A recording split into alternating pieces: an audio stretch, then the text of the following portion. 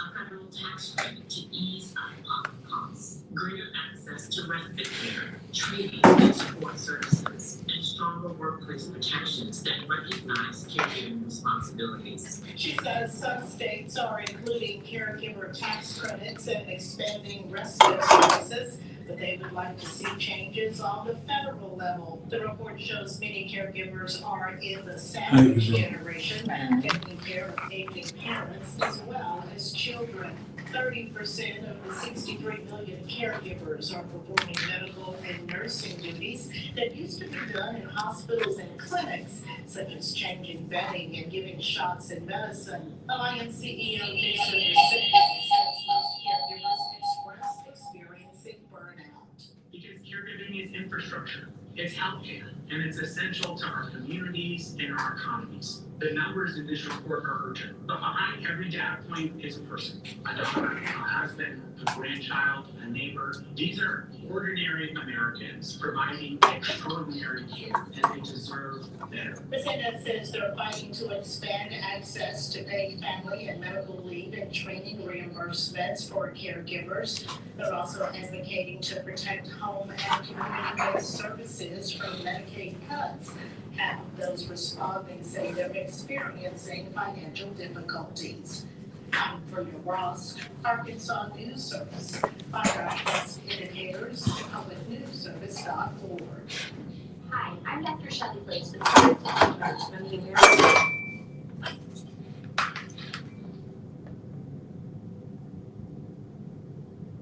Routine. Make it a habit to put your phone in the back seat next to your baby. Ask your caregiver to always call if your child doesn't arrive as expected, and lock your car when it's parked. If you see a child alone in the car, call 911. For more on child safety, talk with your pediatrician or visit healthychildren.org.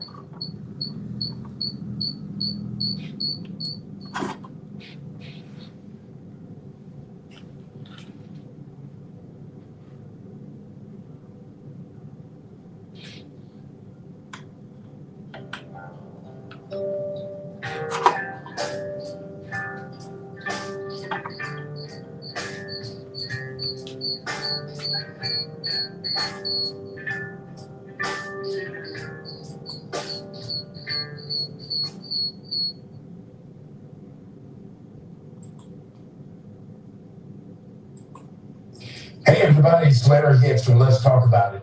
And joining us on next Monday, it will be none other than the granddaughter of the late, great Madam C.J. Walker. And she'll be here to talk about all of the latest and newest developments that are going on with Madam Walker. And you don't want to miss the historical account of that show right here on KABF FM 88.3. We are the voice of the people. How can you record?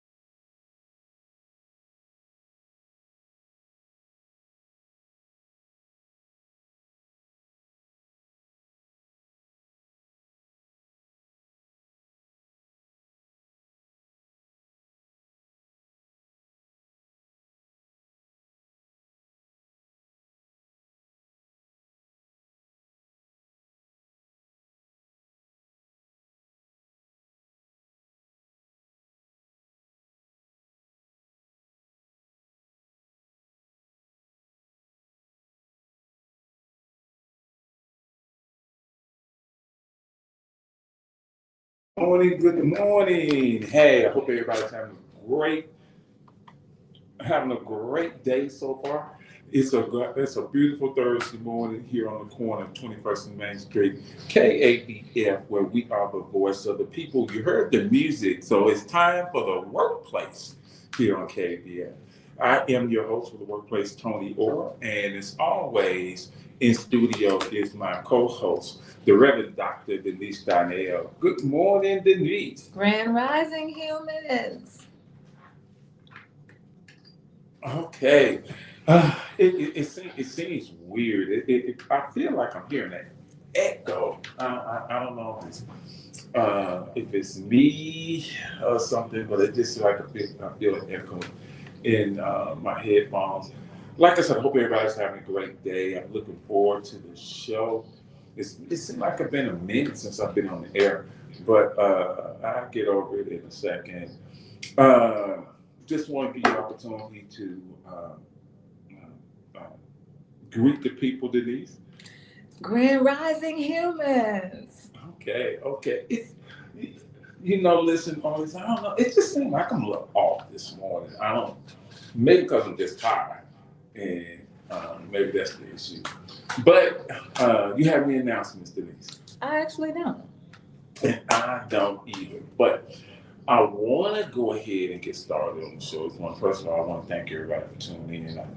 I know you could be doing a lot of things. You could be sitting around trying to stay cool. It's been hot over the past couple of weeks, and it doesn't look like it's going to get any cooler. So, take care out there. Make sure you drink, getting hydrated well, making sure you're taking care of yourself, making sure you're trying to stay cool.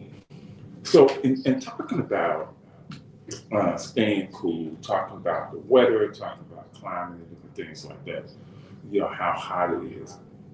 So, people were still starting to get an idea of some of the hidden things that was in this bill that was passed a couple of weeks ago by our Congress, our Republican House. Most of you know about it as the big beautiful bill. Well, there's a lot of little hidden things, and a bill that is so big where normally you will vote on different sections of a budget bill. You don't vote for the whole budget bill at one time until you go through all these different sections. Because this is so big, they're able to put little things in that you never know about until it actually starts to happen. So one of the things that they put in is this rollback from child protection laws. Some of these laws have been in effect since the early 30s when child labor was exploited. But slowly but surely, states have started to roll back. They started to redefine some of these laws. So it used to be you had to be 16 years old before you could actually get a part-time job. And I'm not, like you want to work at McDonald's, you want to work at Kentucky Fried Chicken, fast food, or any type of job where you would actually get a paycheck from a company. You had to be 16. And in some cases, you had to get permission. You had an application that you would fill out and then you would take home, and your parents have to sign off on it. They started to move it back from 16 to 14. And now in a lot of states,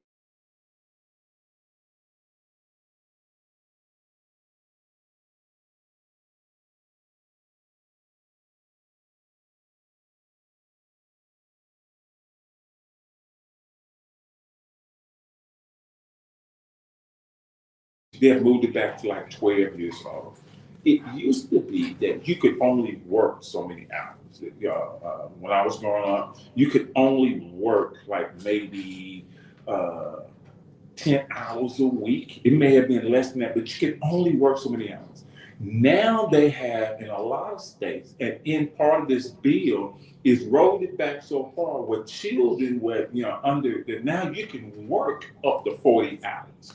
You can work up to so many, regular working hours throughout the week, throughout, at your age.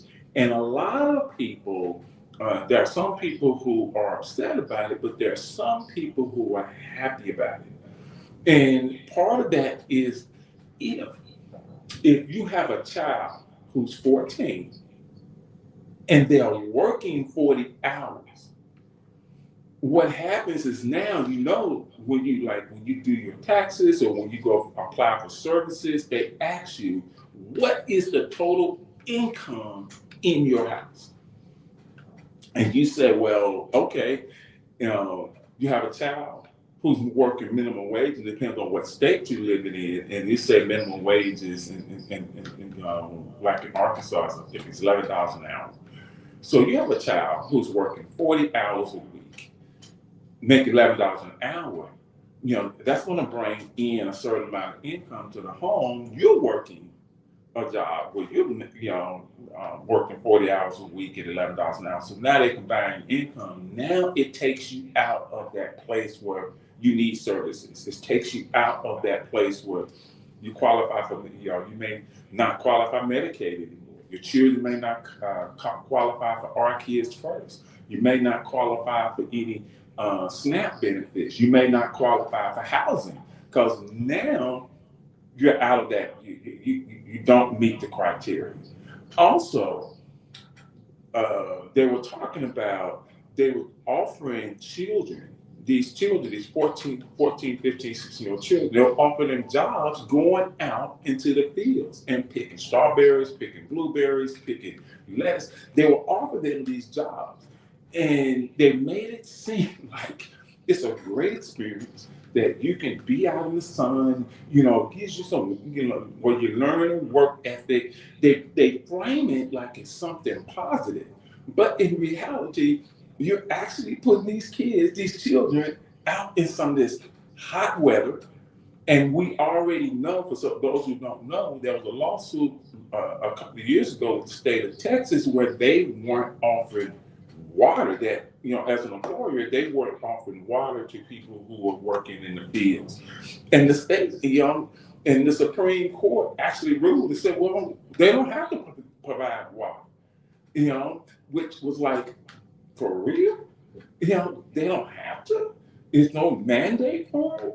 So now not only are you rolling back all these protections, but now you're rolling back OSHA, which is the organization that looks out for the safety of workers, is being dismantled. All this stuff is happening, and so much of it is caught up in this big, beautiful bill. And one of the conversations we've been having over the past couple of weeks is how do you offset what's going on in this bill, and how do you get people to recognize that it has to be a different way of how to get around some of this stuff. It has to be a different way. It has to be a way that workers can still go do the work that they need to do, but there are some protections to keep some protections in place for them. And I think that's going to be one of the biggest things, especially when you look out what's going on now. There are jobs where people have to be outside right now. I remember I worked at the Pine Bluff Arsenal doing landscaping, and it was days where it was like, with the heat index, it's like 115, 116 degrees, and you're told, okay, if you feel hot or you feel fatigued, make sure you hydrate, make sure you take breaks and everything. But when you look and you say, well, I want to take a break, but I have so much work to do to get done in this certain amount of time, it may not be able to take a break. Call you there. Good morning. Good morning. You are talking about, farm workers at different times. Now, I was raised on a farm, I worked all down in El Centro, California, Bryant, California.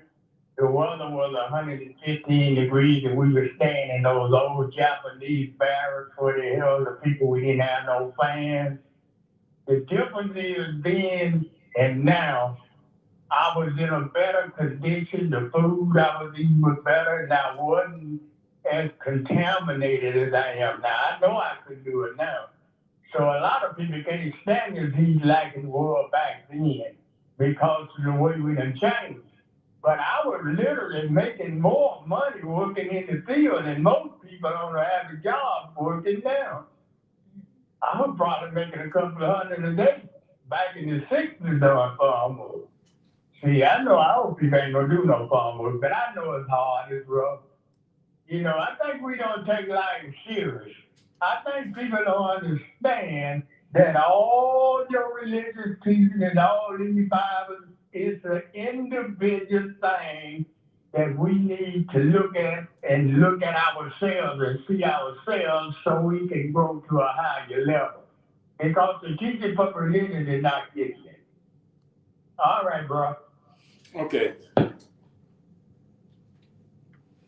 Yeah, and when I think about it, you know, a lot of those things are still in place. When the caller talked about the barracks that they were using, they were staying in these migrant, you know, basically they were called migrant facilities. Some of those are still in use when it comes to how they treat farm labor. Now, we do understand one of the things that is a concentrated effort is this idea of making, if you get rid of or you remove a certain section of the population, that would free up jobs. But you also have to be realistic. It's some people just not going to do. Like the caller said, some jobs out there you're just not going to do. And even when it comes to being forced or given no choice, either you do this job or you don't. There are some people who will say no. You know, I'll find somewhere else. I'll do something else. This is not going to happen. And so I think some of it has to do with what they're going to pay you to do this job. I think some of it has to do with how people feel, the history of how these, or some of these jobs, how the history of it, how it's been treated. People have been treated in an inhumane way. I think some of it is the fact that there are certain segments of the population who feel like they are above that. You know, so I heard somebody say yesterday on the radio, say that, you know, for people of black and brown color, they're considered lazy if they don't want to take one of these jobs. And when you look at white people who don't want to take those jobs, they're looked at as well. They're privileged. They shouldn't have to do that job. Yeah, they shouldn't have to do that job. But everybody else that doesn't do it is lazy. And so that's the biggest concern. One of the biggest concerns that I had is that it will continue to have this divide. It will continue to have this division where between people who, to me, the job should be open. If you're going to make one section of the population take these jobs, then you should make it open for all. If you want to tell a black or brown person that, listen, in order to receive services, you can't get this services because there's a job out there, then it should be done the same way to all people. Hey, you can't get these services either unless there's a job out there for you. There's a job out there picking watermelons. So you can go do that too. And if you refuse to do it, well, you don't get these services and you can't stand on, well, I'm white and I should get these jobs. And I shouldn't have to do this. And I think that's one of the biggest underlying things that is happening. Calling you there. And one other thing, bro, a lot of these farm working jobs, gonna be took over by computers and things anyhow. You know, it's just like honest getting ready to start to putting in the chips and things and what they can diagnose your health. A lot of those jobs is not gonna be around anyway. Just like a lot of those jobs don't disappear. You know, that we're in a different time, so you know, so things. You know, I know it's gonna be enough people to do the farm work right there on the farm. Cause I can say that. Okay. So I'm doing a lot of talking. Yeah, I've got a lot of points to make, but I just want to say that when I think about the fortitude, the strength, and the character of Black women, I don't believe that there is any job that we would say that we would not take, that we would not do.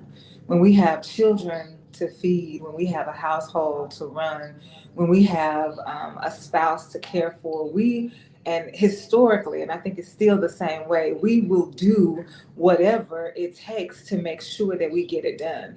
And I'm not sure that that's the healthiest way to be, because we take on so much and we have to do so much.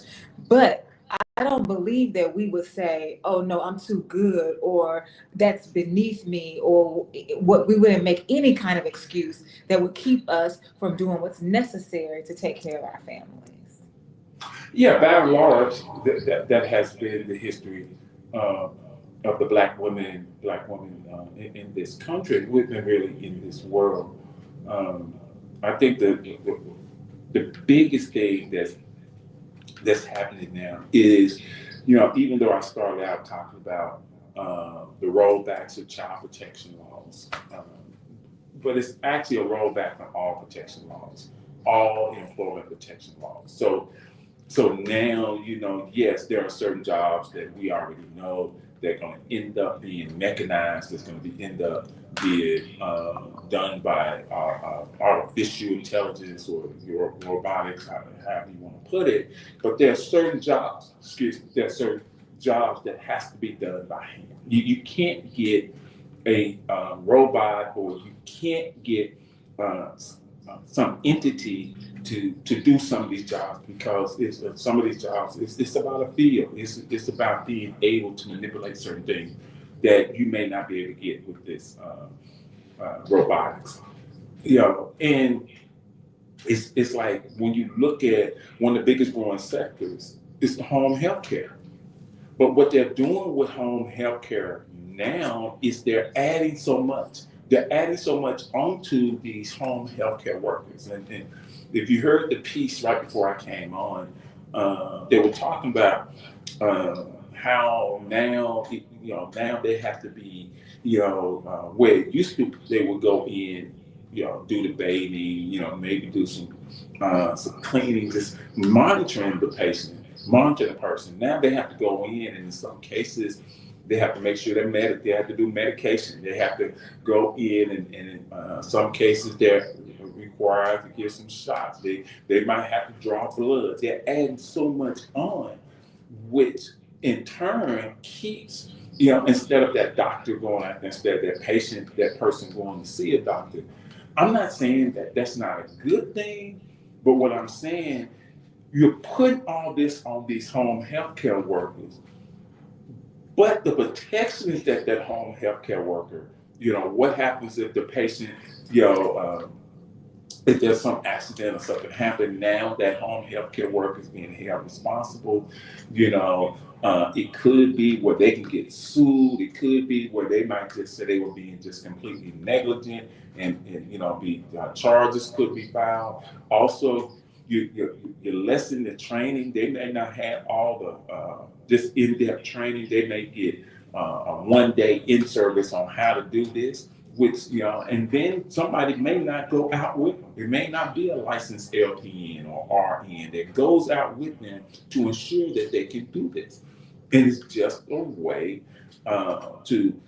we're gonna ask you to do this, but your wages aren't going to be commensurate. Did I say that right? Commensurate to what an LPN would make, or what an RN would make. But you do the same duties.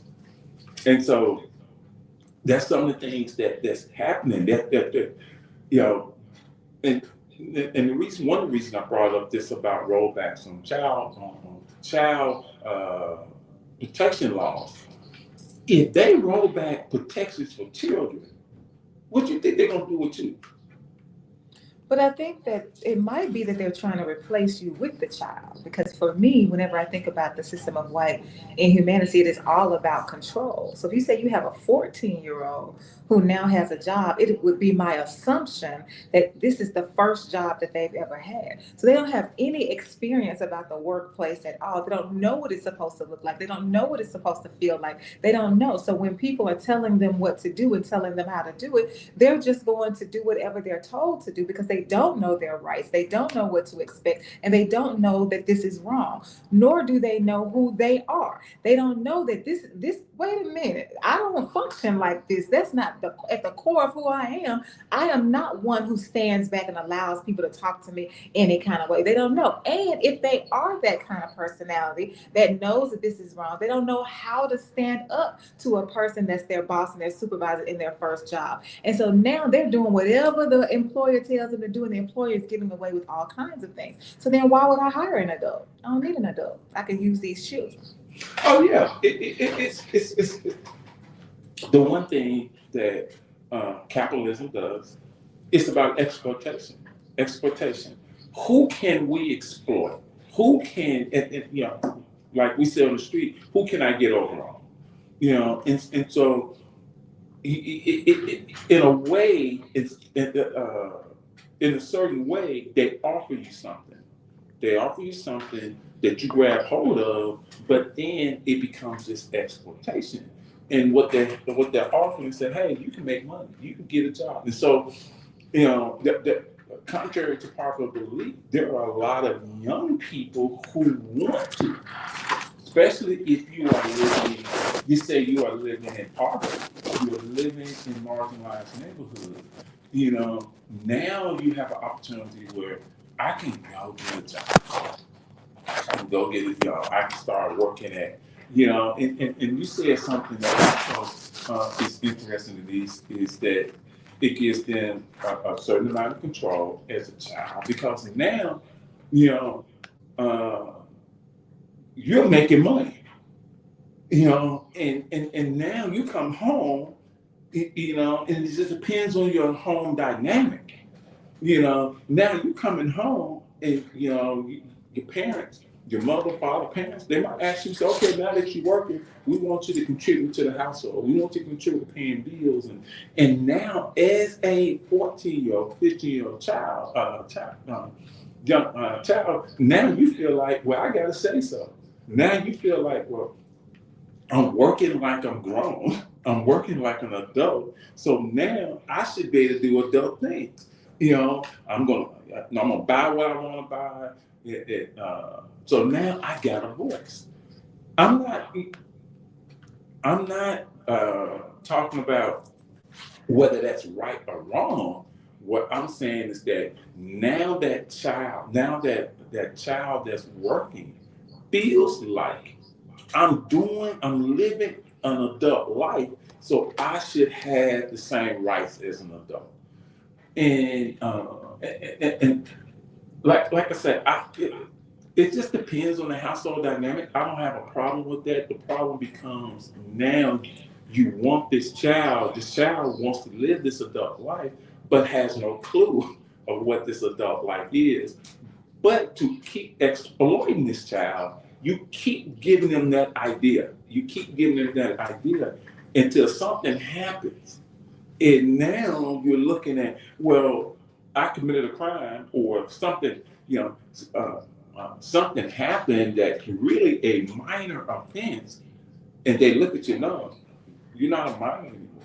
You're an adult. You're an adult. We're going to treat you as an adult, but you've taken away all those things that gives a child an opportunity to grow into an adult.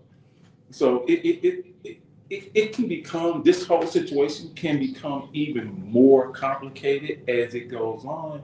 But the biggest thing, like I said before, is that as you start to strip away these protections, these things that should be in place to ensure that nobody's being mistreated, that nobody is being treated unjustly, that nobody is not being treated fairly or equitable. All those things are being pulled away. And it's being the funniest thing the one thing I find interesting is that when you talk to people, when I talk to a lot of people, when I'm at these conferences, I'm at these workshops, I'm traveling different places, and I'm talking to people, and they talk as though this ain't gonna happen. Oh, that's not happening. And I'm looking at you don't see it. You don't see this happening. Oh, they'll never let that happen. Who won't let it happen? Oh, the people won't let it. What people? Who are you talking about that won't let this happen? Because it's unfolded right in front of your face. It's happening. And I think that's the most interesting thing of all with all this going on. I have missed several comments this morning, so I want to see if I can bring them in. Going back to what you all were talking about, and if the caller was talking about in terms of the Japanese barracks that people were that they were living in, I guess when they were working out in the field. Lois telling us the name of them. They were called Quonset huts, and so I wanted to make sure that we put that in Quonset, Quonset, Quonset huts. And then here's Marquez saying, talking about referring to the caller, responding to the caller. That sounds good, what the caller said, but ain't nobody in this day and age going to do any field work and labor work like that, especially for the pay from sun up to sundown. Ain't nobody in this day and age going to do any of that field and labor work like that, especially for the pay from sun up to sundown. And he also goes on to say, my God, y'all are both on point with this topic today. Simply put, because of this big, beautiful bill, we are in trouble if we are not in a 6-digit or more annual income.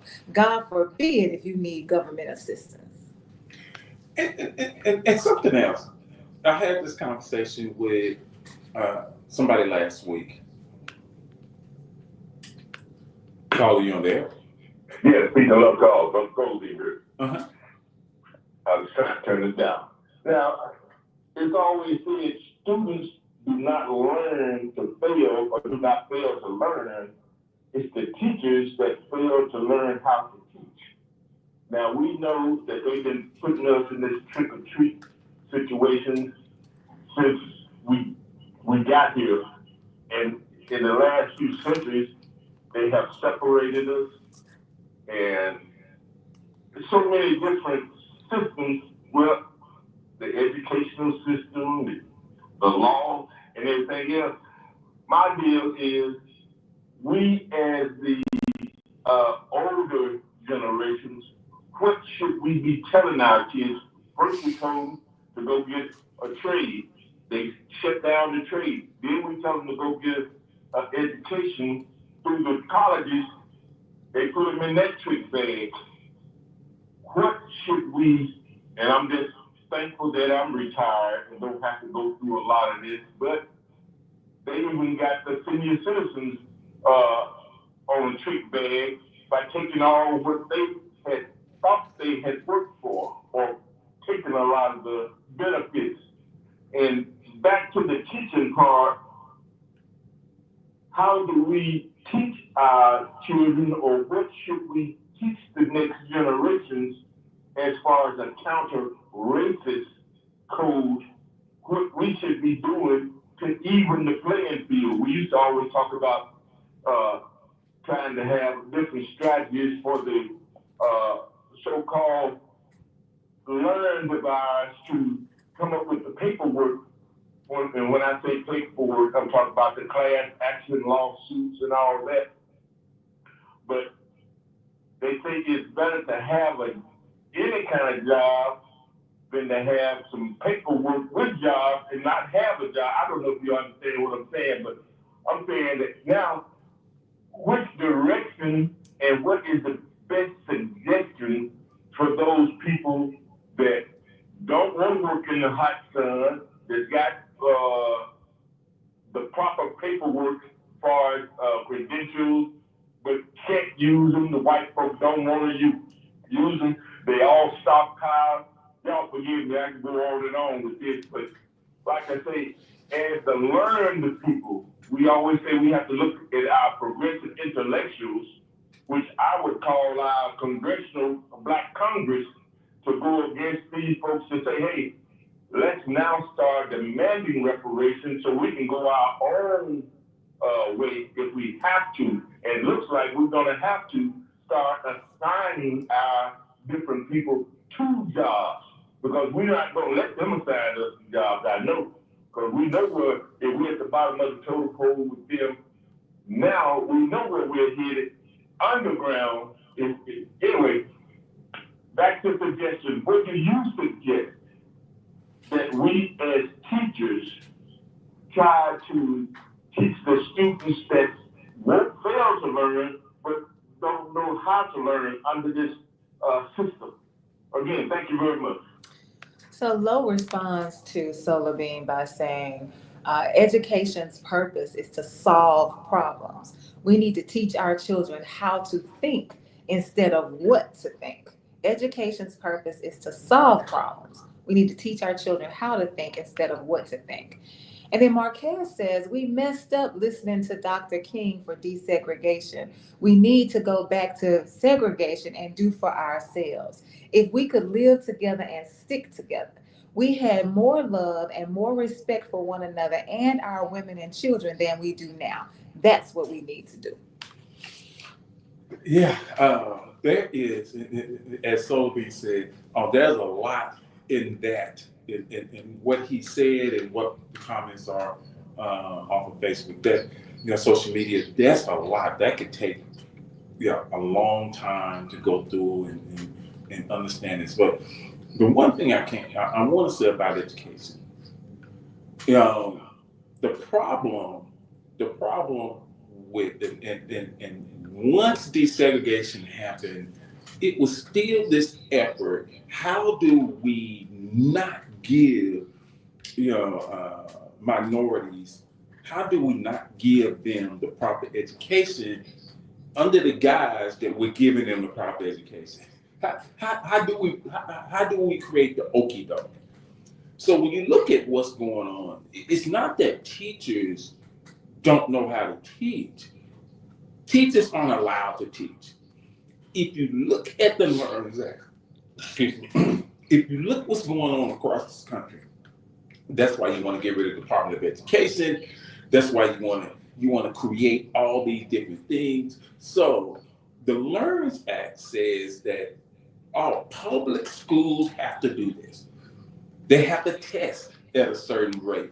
They have to have a certain grade score. They have to, the teachers have to be able to, if they're going to be considered good teachers, they have to get their students up to this point.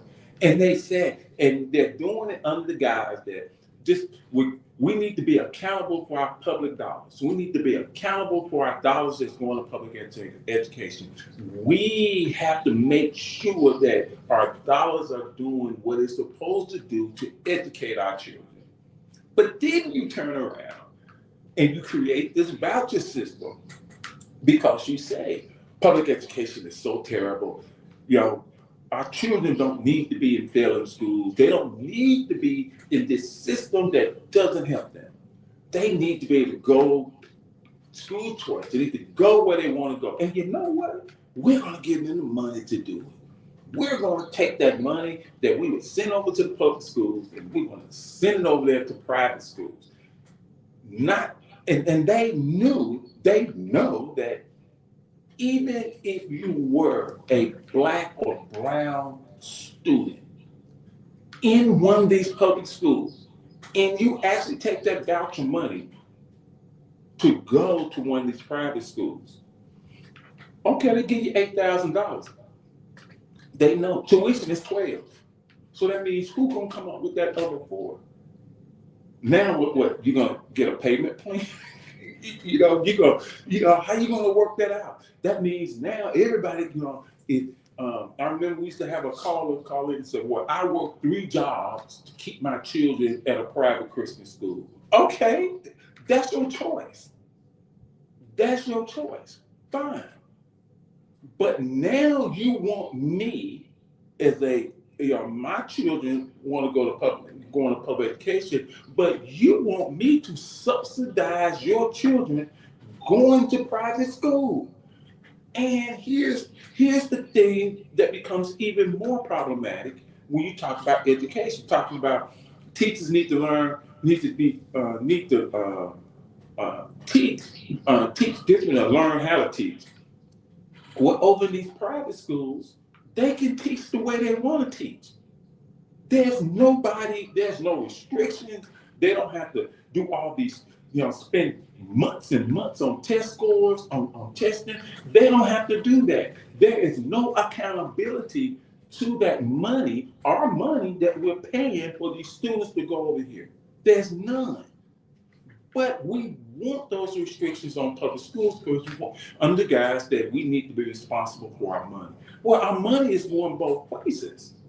And both places should be able or should answer to the same rules and regulations. But they don't. And that is what's happening. It's Marquez. He's right. This is going back to this whole segregation thing again. And but the divide is even greater because now it's about the have and the have-nots. The haves, we're going to take advantage and exploit everything we can out of the have-nots. And a lot of people who are called up in it are Black and brown people who have now moved up in so-called status. They're now moved up in so-called wealth. And so now I'm part of that. Well, here's what Lowe says. He's kind of agreeing with Marquez, saying Dr. King realized that he may have led his people into a burning building, in a burning house. I feel like I need to say something right here about this, about what Marquez said about we messed up listening to Dr. King for desegregation. The message has been distorted, I believe, about Dr. King. What I believe Dr. King was fighting for was the fact that as humans and as citizens in America, Black folks should have access to the same rights that white folks have. Whatever rights are available to white people as humans, Black people deserve those same rights. There's no reason we should not be able to eat in this place just because we're Black. There's no reason we shouldn't be able to vote or to have adequate housing, you cannot take away my rights because of the color of my skin. That's what he was fighting for, our civil rights. Now, for those of us who decided that once we got those rights, now we want to go and mix with the people, that was a decision that didn't have anything to do with what he was fighting. That's what we chose to do because we misinterpreted his dream. His dream was just about making sure you had your rights. And so I want to make sure that I just kind of say that because I don't believe that we messed up fighting for our civil rights. Where we messed up is thinking that white means right. That's where we messed up. And that wasn't part of the philosophy. So when Dr. King says he believes he's led his people into a burning house, it's because he realized that the system was not going to do right. He thought that if we fought, if we were nonviolent, if we showed ourselves to be faithful people, and if we trusted in God, then the system would respond in kind. And the system did not care about any of that. And that's what he did not realize was going to happen. And so when you think about it, Carl, you there? Yes, what we messed up at, it didn't have anything to do with Dr. Martin Luther King. He's a great man. We got comfortable and we didn't keep the movement going, and the leaders, they didn't keep the movement going. So we kind of got comfortable thinking everything is all over and everything is all right. The Black man and Black woman on this planet have the most brain power on the planet. This is why all sizes won't fit out in the education system that's designed to keep us down. We got so many great people that we can read about and study about in ancient history now to give us it's coming out for a reason to elevate us. We got to get with what's really going on and change our thinking. How can you, the flag represent all the freedom, justice, and equality? You pay attention to the flag, but you don't get none of that. You see, we have to change our thinking. I want a righteous world to live in. That's the first thing. Do you want a righteous, healthy world to live in? But we are supposed to wickedness as well. We support wickedness every day, and we don't even think about a better world. We wait on somebody else to come fix it for us, something that we have the power to do ourselves. So that's all I got to say, brothers and sisters. Thank you for calling. Yeah. Let me get a couple of comments in. So the comment about Dr. King saying that he realized that he may have led his people into a burning building. Marquez says, amen, that's what Dr. King told Harry Belafonte. And then Marquez is saying to me, this is what I'm receiving, that they are still taking away our civil rights. Like they do take away our civil rights, and they took away our civil rights this year. So I just wanted to make sure we got those comments in. Yeah, and here's two things I want people to understand. There's humanity, there's system, and the system. Humanity and the system. And when you look at the history, you just look back at history, there has been so much injustice done to the people at the bottom. The have-nots. The have-nots. When you look at this world, when you look at the history of this world, that's the way it has been set up. That if you have the power, you have everything. If you at the bottom, then you're nothing. Then I have the power at the top to control you because you have nothing. So that's been the way this has played out. Look, over the years that I can point to that tried to make a difference. When Dr. King first started out, it was about, I need to get rights. We need to have our rights because our rights have not been given. And you look at all other races, with the Jews when they came, with the Italians, with the French, whoever. At some point in time, rights were given to where they would have this idea that they are on equal footing. So as Black people, we want the same thing. But in reality, it was just not Black people, it was poor white people. It was poor people who wanted these same rights. So when Dr. King started the Poor People's Campaign, it really resonated with the people at the top. Because if you don't know it, there's more people at the bottom than at the top. You keep the people at the bottom, if you can keep them divided and keep them fighting among each other, then you can never touch the top. The top is the haves, their whole concern is how do I hold on to the have? And how do I keep the have-nots from moving up to where I am? So you have this going on. When you have grassroots organizations like Acorn, like Move On, when you have these organizations, the minute they start to galvanize the haves, it's always going to be a way to overturn it.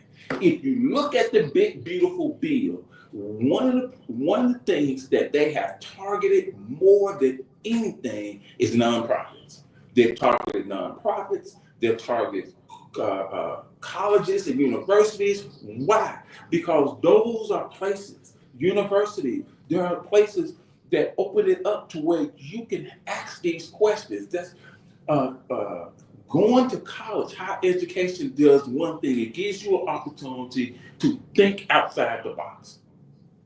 So, but you don't want that, because if the have-nots start to get educated, if the have-nots are being funded to understand some things, if the have-nots, if they start to grow, then it threatens the have, and that's the problem. Okay, let me get this comment in from Marquez. I absolutely love you both. Y'all care and are extremely intelligent and intellectual with everything you've said. I told you before, Denise Donnell, you challenge me and keep me thinking. And I think so, going back to saying what Marquez says about how we're challenging each other, how we're helping each other to think. And then when the caller says that we have the brain power to be able to do the things that we need to do for ourselves, to me, that's the crux of the matter, especially when you talk about education. I still do not understand how we as Black folks expect white folks to teach our children. Why are we giving them the responsibility to teach out? What sense does that make? It makes no sense at all. So when we talk about how do we fix the problem, part of the solution is we need to handle our own business. Just like the caller said, why are we waiting for somebody else to do what we are well able to do ourselves? Yeah, and that's why I like the show. That's why I like the workplace. Because I tell people, work does not just happen in a setting, in a building. Work, it covers everything. It covers your home. It covers your community. You have to work at these things to make a better place. One thing that you have to do, one thing, if it's presented to you, you have to take advantage of. There are some things that, as it opens up, I think a lot of people, especially the have-nots, they have this idea, oh, that's not going to work for me. That's not going to work for me. When they offered up this voucher, this voucher system, when they offered it up,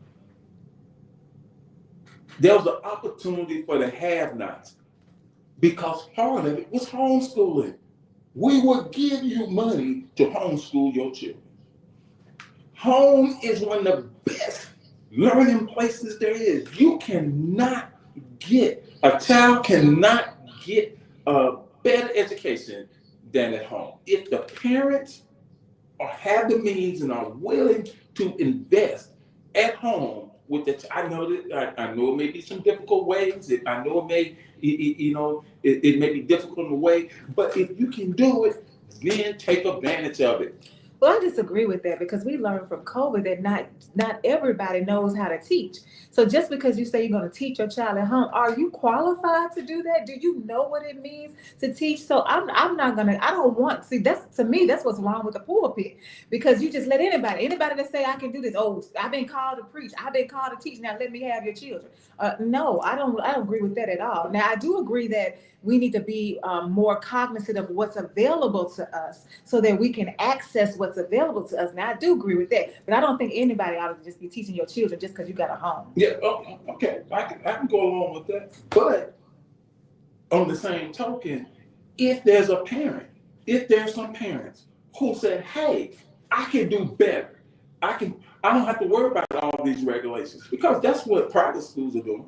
They're taking that money, so we're not worried about any regulations. We're not worried about anything. We're gonna teach these children what we want. So that's about organizing and mobilizing. Yeah. Absolutely. Yeah. So I believe that if a parent decides that, you know what, I think I can do just as good of a job as what teachers are doing in these schools. I can do that myself. Plus, I can, they talk about indoctrination, they talk about all this. I can teach my children what they need to know. I can teach them better.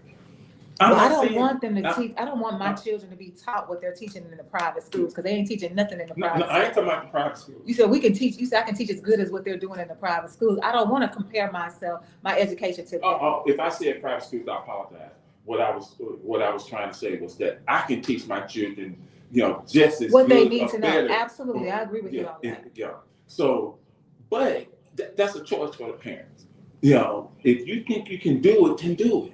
My thing is, sometimes you have to take advantage of what's being presented, because what happens is the has is going to open some doors. They're going to open some doors for other halves. But in the process of opening those doors, it opens it up for the have-nots to get into it. Yeah, and so Marquez says some parents some parents can't do that because Right. they can't even be parents, let alone teach their children how to survive and learn. And so what we could do though, if we take your idea and say, hey, we've got access to this homeschool money. So if everybody in the Black community who qualifies to apply for it, if we all apply for it and we all get it and we decide for ourselves who our teachers are going to be because we are educated, we have the training, we have the whatever it is, we have the wherewithal, the know-how, then we can build our own school and do it that way. Yes, yes. And so while we're talking about this education, one thing I want you to understand.